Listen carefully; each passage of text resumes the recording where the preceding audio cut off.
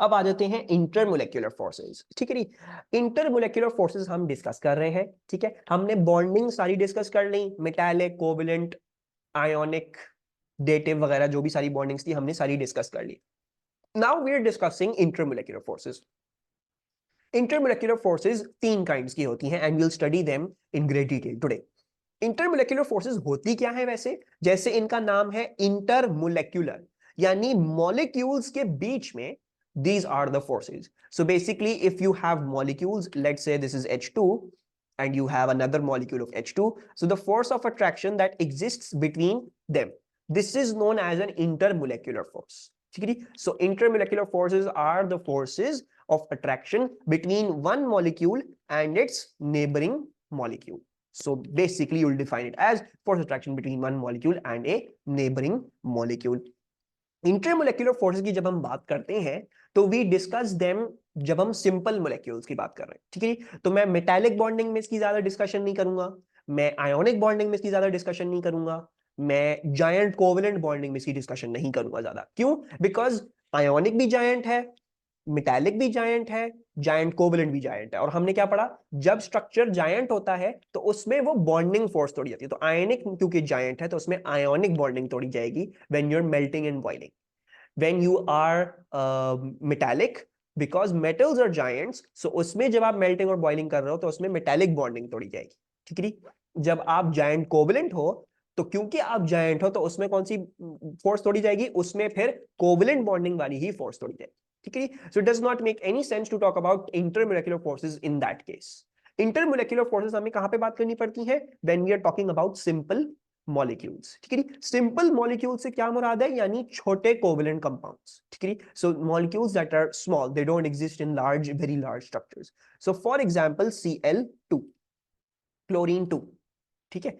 इसको हम कैसे बना सकते हैं? This is chlorine and chlorine, ठीक है।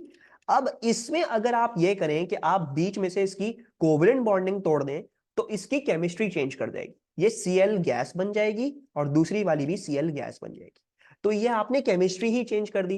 अब ये चीज नहीं रही, ठीक है। This is not that thing, this is some other thing, these are chlorine gaseous atoms, ठीक है। तो सिंपल मॉलिक्यूल्स में ऑब्वियसली फिर ये नहीं हो सकता कि कोवेलेंट बॉन्डिंग तोड़ी जा रही हो, right. Whenever you are melting and boiling तो ऐसा नहीं हो सकता कि कोवेलेंट बॉन्डिंग तोड़ी जा रही हो। इंस्टेड क्या होगा?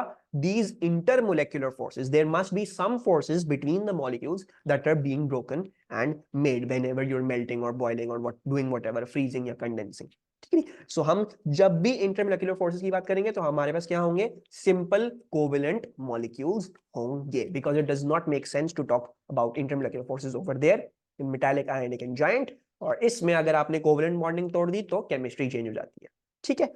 अच्छा, now there are three kinds of intermolecular forces. The first one is permanent dipoles. हमने लास्ट क्लास में क्या पढ़ा था? हमने पोलैरिटी पढ़ी थी, ठीक है। We discussed polarity and we discussed polarity की वजह से क्या होता है, you get partial positive and partial negative charges, ठीक है। जब आपके पास पार्शियल पॉजिटिव और पार्शियल नेगेटिव चार्जेस आते हैं so these can cause neighbouring molecules to attract each other, ठीक है। So for example if you have hydrogen fluoride जिसमें ये D- है और ये D+ है, तो नेबरिंग अगर आपके पास कोई हाइड्रोजन फ्लोराइड है और वो भी ऑब्वियसली D+D- होगा, so force of attraction will develop between these two. D+ जो है वो D- को अट्रैक्ट करेगा और एक अट्रैक्शन की फोर्स बन गई है, एक इंटरमोलेक्युलर फोर्स बन गई है जो एक दोनों को दूसरों के साथ अट्रैक्ट करवा रही है, ठीक है। सो परमानेंट डाइपोल्स कहां पे होती हैं? Permanent dipoles exist in polar molecules. सबसे पहली कंडीशन क्या है? The molecule should be polar, ठीक है। एंड जो है अगर पोलर है तो they will attract each other, उस D+D- की वजह से जो है वो अट्रैक्शन बिल्ड होती है and this is known as a permanent dipole, ठीक है। सो इसकी कंडीशन क्या होती है? इसकी कंडीशन ये होती है कि the molecule must must must must must be polar. अगर पोलर नहीं है तो इसमें और कई किस्म की इंटरमोलेक्युलर फोर्स होगी और that will also discuss. But अगर पोलर है तो इसमें जो स्ट्रॉन्गेस्ट इंटरमोलेक्युलर फोर्स होगी, अगर ये सिर्फ पोलर है तो वो इसमें होगी in this case permanent dipoles. तो अगर मैं आपको बोलूं फॉर एग्जांपल इसका डायग्राम हम देखना चाहते हैं तो कुछ भी नहीं है। If I want to show permanent dipoles in HCl, so we all know, जैसे मैंने अभी थोड़ी देर पहले बना भी दिया था, सो D+D- and D- D+, so a force of attraction builds between these two. ठीक है, आप ऐसे भी दिखा सकते हो या आप ऐसे भी दिखा सकते थे कि मतलब आप CLH आगे पीछे कर देते, मतलब जस्ट ये दिखाना है कि D plus should attack D minus. अब आप यहाँ पे D प्लस वाला दिखा दो और वो वाला D माइनस दिखा दो, इट्स अप टू यू, आप आगे पीछे कर दो, दैट्स नॉट अ प्रॉब्लम, इसमें कोई कंफ्यूजन नहीं होनी चाहिए, बस you just have to show that D plus is attracting a D minus, and this is known as a permanent dipole. We call this permanent dipole forces. Any problems over here? Any issues? And इसकी condition, main condition इसकी क्या है? Molecule must be polar. It has to be polar. अगर polar नहीं है तो permanent dipoles इसमें नहीं हो सकती। ठीक है? Any confusions? This is pretty easy. This is the one of the easiest intermolecular forces that we can study. अच्छा, अब आ जाते हैं टेम्पोररी डायपोल्स। परमानेंट क्यों बोलते हैं इनको? बिकॉज क्योंकि दीज आर स्ट्रॉन्गर। इनको परमानेंट इसलिए बोलते हैं because of the D plus D minus, sorry मैंने ये कुछ मिस्टेक कर दी इधर, because of the D plus D minus क्या होगा, there will be intermolecular force that is permanent, ये हमेशा रहेगी। The hydrogen will attract the chlorine, ये हमेशा रहेगी, this is permanent. And because of these charges, these partial positive negative charges, this intermolecular force is somewhat strong, it is somewhat strong, इतनी ज्यादा week नहीं होती। इसी के बरक्स there are some intermolecular forces known as temporary dipoles।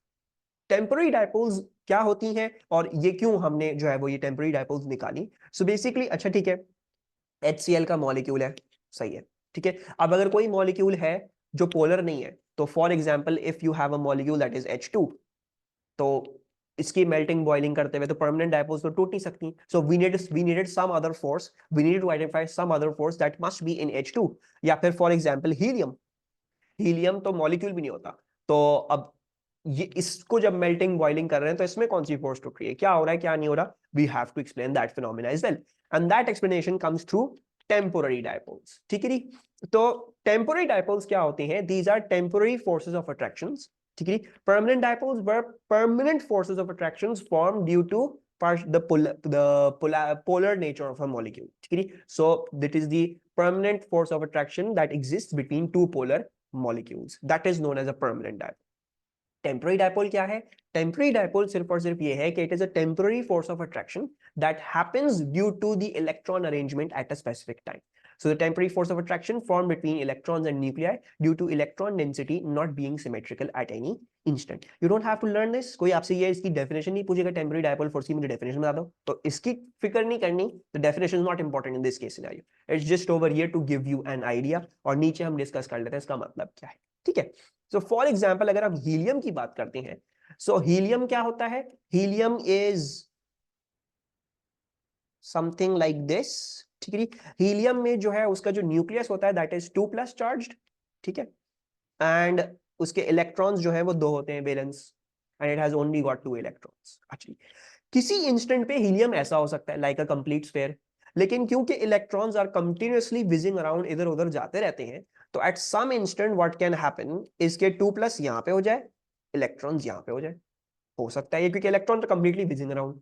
या फिर ये भी हो सकता है कि 2 प्लस जो है वो उस साइड पे हो जाए, या इस तरीके से बना लो, 2 प्लस जो है वो ऊपर हो जाए और माइनस माइनस नीचे हो जाए। So there is a multitude of different arrangements possible. ठीक है, there is a multitude of different arrangements possible. The electrons can whiz around, वो उधर जा सकते हैं ज्यादा, वो उधर जा सकते हैं ज्यादा, रहेंगे करीब ही, ऐसा नहीं है इसको छोड़ के नहीं जा रहे, but they're just whizzing around, they can basically जो है वो take a more leftward position, take a more rightward position, take a more upward position, take a more downward position. तो इस केस में तो ठीक है, इसमें तो न्यूट्रल रह रहा है, लेकिन जब इलेक्ट्रॉन्स बहुत राइट पे चले गए, so what's going to happen? So what's going to happen is कि basically there is like a partial positive partial negative charge developing, because ये वाली साइड जो है वो ज्यादा नेगेटिव हो गई, ये वाली साइड ज्यादा पॉजिटिव हो गई। इसी तरह इसमें भी D plus D minus। So because of there being uneven distribution at any given time of electrons and the positive charge, तो क्या हो सकता है इसमें भी temporarily क्या हो सकता है, partial positive partial negative charges build up हो सकते हैं। ठीक है जी, एंड उसकी वजह से क्या हो सकता है, something like this can happen, कि एक हीलियम का जो न्यूक्लियस है अगर वो अभी फिलहाल इस तरीके से लाइंड अप है, तो वो दूसरे हीलियम के एटम को भी क्या कर सकता है, it can cause it to also become align like this, ताकि 2+ जो है वो माइनस को अट्रैक्ट करे, and then you can have another over here that can attract it like this.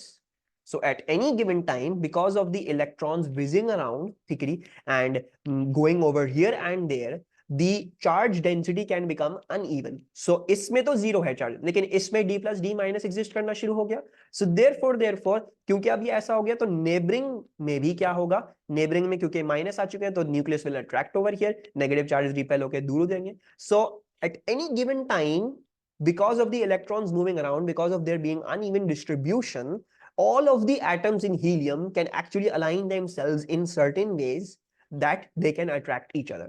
और इसका नाम होता है temporary dipoles, because these are only temporary. किसी वक्त हीलियम ऐसा होगा, किसी वक्त हीलियम ऐसा हो जाएगा, टेम्पररी डायपोल्स नहीं होंगी. किसी वक्त हीलियम ऐसा हो जाएगा तो टेम्पररी डायपोल्स की कुछ और अलाइनमेंट हो जाएगी, right. So the temporary dipoles की alignment is continuously changing over here or there. So this is known as a temporary, क्योंकि ये हमेशा की नहीं है.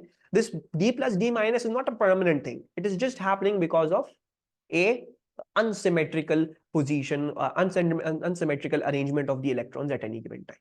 ठीक है. So कुछ इस तरीके से आपके पास ये जो है वो temporary dipole forces बन गई. ठीक है.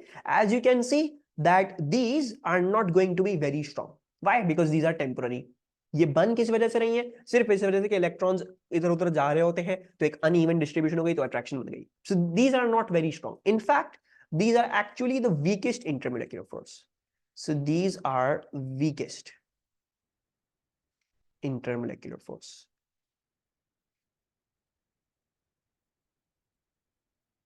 और दूसरी बात यह है कि टेम्पररी डायपोल्स को एग्जिस्ट करने के लिए कोई कंडीशन नहीं चाहिए होती, right? Since everything has a nucleus and everything has electrons, temporary dipoles are in everything. चाहे आप जिसकी भी बात कर रहे हो, जिस भी चीज की बात करो, चाहे आप जायंट स्ट्रक्चर की बात करो, सिंपल स्ट्रक्चर की बात करो, जिसकी भी बात करो, जैसी भी बात करो, मेटालिक स्ट्रक्चर की, उसकी बात कर रहे हो, आयोनिक स्ट्रक्चर की, जिसकी भी बात कर रहे हो, उन सब में टेम्पररी डायपोल्स होंगी ही होंगी. ठीक है जी. बट ऑब्वियसली आयोनिक, कोवेलेंट और जायंट कोवेलेंट और मेटालिक में इंटरमोलेक्युलर फोर्स की डिस्कशन हम जरा कम ही करते हैं. सिंपल मोलेक्युलर में अगर हम ज्यादा बात करें, तो सिंपल मोलेक्युलर में हर चीज के पास टेम्पररी डायपोल्स होंगी ही होंगी. अगर वो सिंपल मोलेक्युलर चीज पोलर है, तो उसमें परमानेंट डायपोल्स भी होंगी. So an added thing, temporary dipoles के ओवर एक और चीज आ जाएगी, permanent dipoles. So the temporary dipoles is the lowest thing that you can have, which is just because of electrons arranging themselves. अगर molecule polar हो गया, तो you can have permanent dipoles which are a stronger intermolecular force than the temporary dipoles. ठीक है. And the other thing is, it's written over here that they will exist in every substance. So let's just here. Any problems, any confusion, understanding anything up till here? कोई चीज जो समझ में नहीं आई? I believe this should be pretty easy. इसमें ज्यादातर हमारी discussion ही है, हम इसके क्वेश्चंस देखेंगे, हम इसको कैसे सॉल्व करना है, कैसे करना है, कैसे नहीं करना. क्लियर है? पक्की बात है? ओके. Moving onwards. अब कुछ हमें ट्रेंड्स पता होने चाहिए टेम्पररी डायपोल फोर्सेस के, और वो कैसे इंक्रीज कर रही हैं, कैसे नहीं हो रही, और क्या हो रहा है, क्या नहीं हो रहा, वो पता होना चाहिए. These trends are very important. अक्सर व बेशतर आपसे पूछ लेंगे, you will be required to know and you should know them. ठीक है. The first thing is because temporary dipoles are happening due to the arrangements of electrons at any given instant. तो अगर आप एक चीज में इलेक्ट्रॉन्स बहुत ज्यादा बढ़ा दोगे, तो क्या होगा, उसकी टेम्पररी डायपोल फोर्सेस भी ज्यादा स्ट्रॉन्ग हो जाएंगी.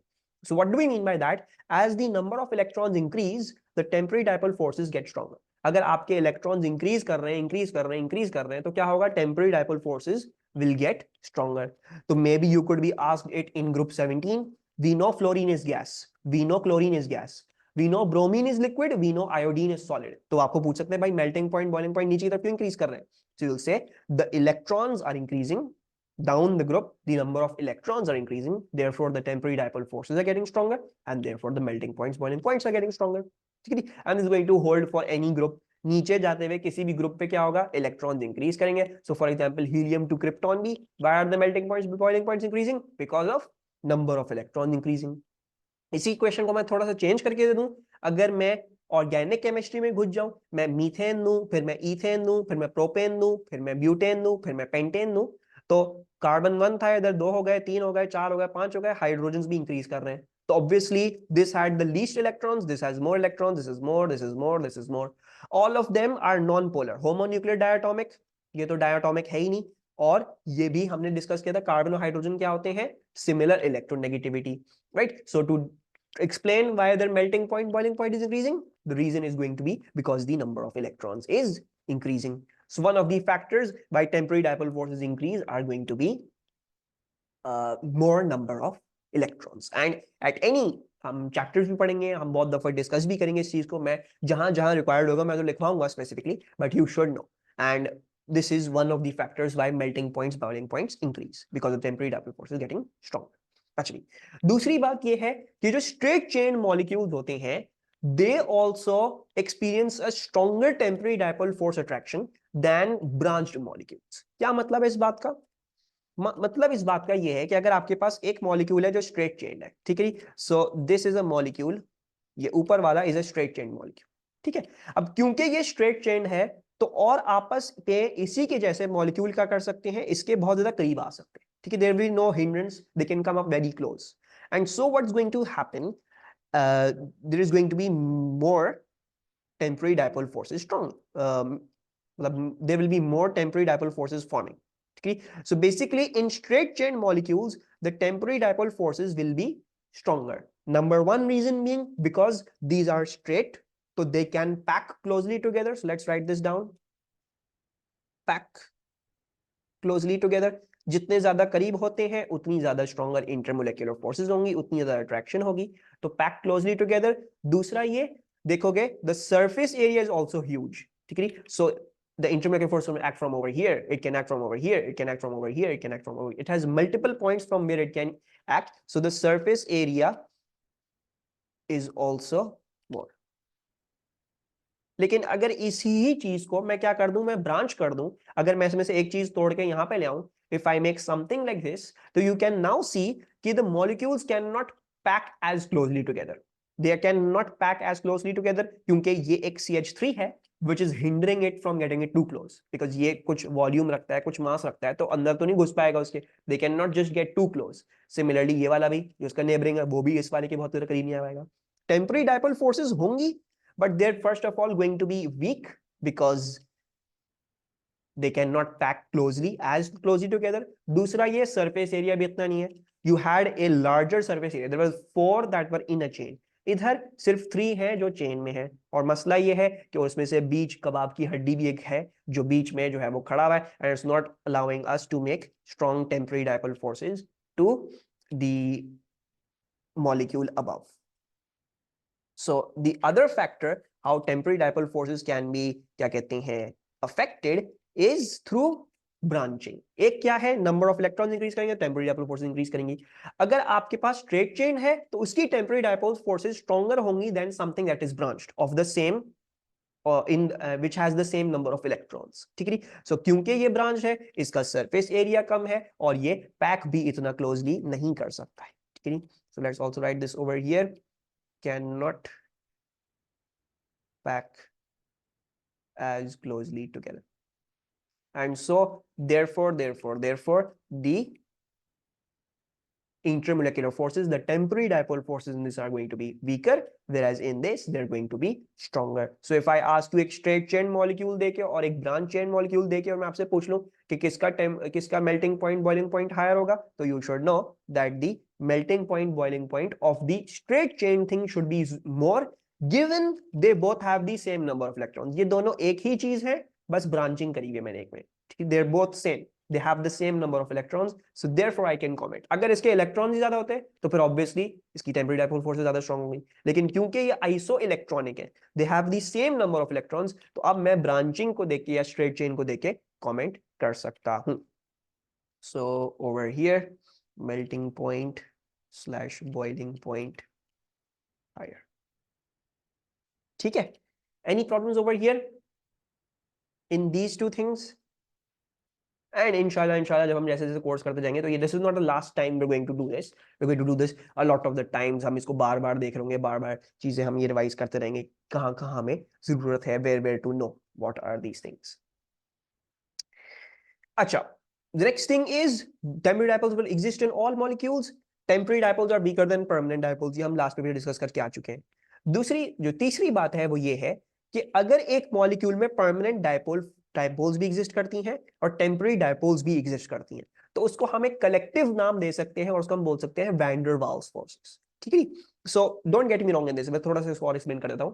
वैन डर वाल्स फोर्सेस जो है, दिस इज अ ब्रॉड, मतलब कह लो एक ब्रॉड कैटेगरी है, और इसके अंडर जो है क्या आती है, टेम्पररी भी आती है,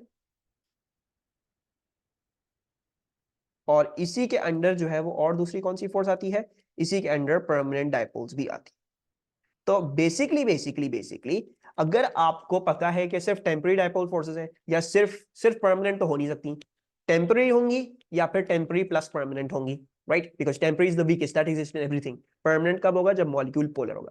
तो या तो सिर्फ टेम्पररी हुई तो आप उसको भी वैन डर वाल्स बोल सकते हो, या फिर टेम्पररी और परमानेंट दोनों हो तो उसको भी हम वैन डर वाल्स बोल सकते हैं. Collectively these two forces are known as van der Waals forces as well. ठीक है. सो वहां पे जहां पे हमें कंफ्यूजन होगी कि परमानेंट डायपोल्स हैं या नहीं है, so what will do, we'll get around that problem, we'll just go and write van der Waals forces. ठीक है. So I'll be going over some of those answers as well. We might use this as a technique.